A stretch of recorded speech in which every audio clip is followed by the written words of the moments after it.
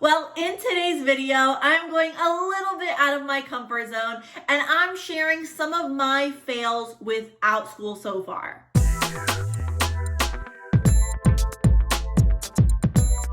Hello everyone, my name is Alejandra Landano and welcome to my YouTube channel. On this channel, you find lots of great videos specifically about teaching and working online from home. In today's video, as I mentioned already, I'm going a little bit out of my comfort zone to share with you some of my not so successful Outschool classes. I'm hoping through this video you can learn from my mistakes and realize that it is okay if you are not successful with Outschool right from the start. Okay, so my first class was called Back to the Basics CVC Words. So my goal in this class was to actually help students focus on blending and sounding out, writing, spelling CVC words, which are consonant, vowel, consonant words like cat, mat, bat, sat, etc. Now, I honestly think this class was a great idea. There are a few problems I see in my listing.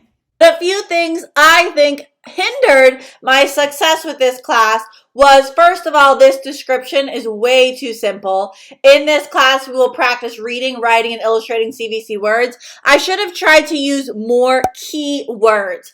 I'm not really thinking that parents are going to be typing in CVC words. You want to think of words that parents might be typing in, like kindergarten skills or reading fluency, reading, learning how to read. So I definitely think I needed to include more words, more keywords that were searchable. I personally hate my picture I had here. It is so very ugly, so that could have helped as well. And that was one of my first classes, so I did not have reviews at that time. So that could have been another factor that did not create this class to book, and I really considered it unsuccessful. Now, the second class I want to talk about was a flower pot craft class. Now, I can say this class was not 100% unsuccessful because when I first started working on Outschool, this is one of the first classes I got booked.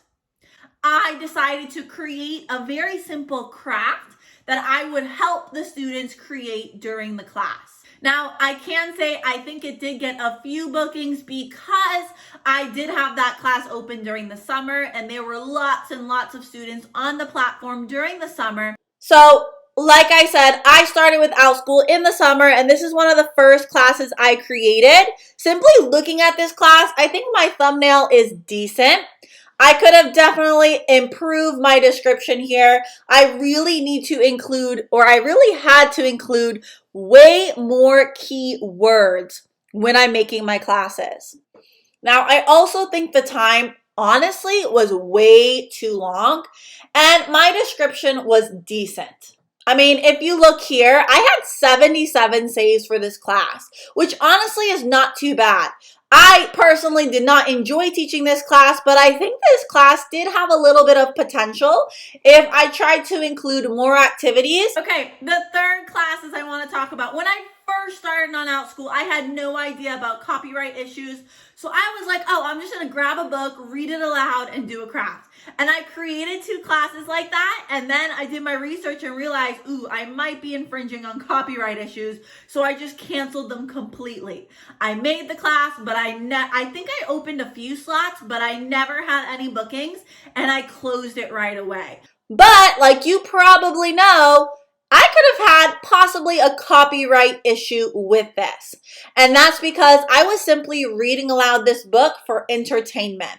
So in my opinion and the research I've done so far with copyright, I do not think that was appropriate for me to do unless I got permission from the author. Thankfully, I never actually did this class because I created the class but started to do a little more research after, and I immediately decided to take the class down. Now, I could definitely reach out to the author, and if it were approved, I think this would be a really good class because I spent a lot of time making a really cute activity for this class, but I think the copyright is really the biggest issue here. So my advice to you, if you do want to read a book or use some resource in your Outschool class, you need to reach out to that creator and see if it's okay. Especially if you're just doing a read aloud, because that's more of for entertainment. The next class I want to talk about was my Paper Dolls 101. Now you're thinking, why in the world would you create this class? This class was actually on the list that parents request. It was on that request list for Outschool classes. So as I've mentioned in other videos, when you're first starting on Outschool, I highly recommend you go to that request list, see what parents want, and then offer one of those classes. And that's exactly what I did here. I offered that class and I did get a few bookings. So this class was not totally unsuccessful, but personally, I did not enjoy teaching it at all. I just was not passionate about creating dolls and cutting and gluing. It was kind of like my flower pot craft class in the sense that we had a small 5 to 10 minute discussion about what we were doing, and then I just kind of had my kids do it. So while the students were completing the task, I had to try to have engaging, fun conversations, and I honestly did not enjoy it that much. But I do think that this class could have had more potential if I added either more activities or better discussions. I could have had the students create a character with their paper doll. There's lots of ways I could have extended and made this class better. But because I wasn't very passionate about it, I decided to just let it go and not really focus on that class for Outschool. The next class I want to talk about is my Firefighter class. So I think this class is great overall. I really do. I think it was structured and created very well, but I had very, very low bookings for this class. And I honestly was just starting to get a little frustrated just having 1 or 2 learners in the class, because I felt like for me, it was not worth my time. And the reason I created this class was because I had another class, my vet class, that did phenomenal, especially when I first created it. So I thought, how about I create a bunch of different classes that focus on different careers? Because as I've mentioned before, I was a kindergarten teacher, and sometimes in social studies, you talk about those community helpers. So I thought, ooh, a firefighter might be one that's interesting. And yes, I think it was interesting, and I still think it's a good class, but it was not getting enough traction, and it could have been that I don't have enough good keywords in that title or in that description, and it might just not be a high demand. Well, I did it.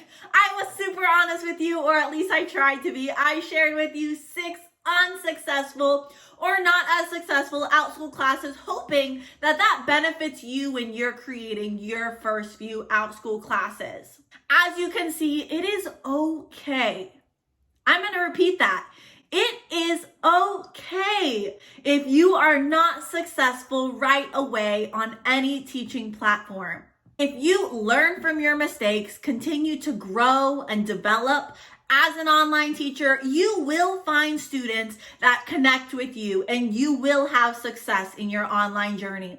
But it does take a little bit of time and effort on your part.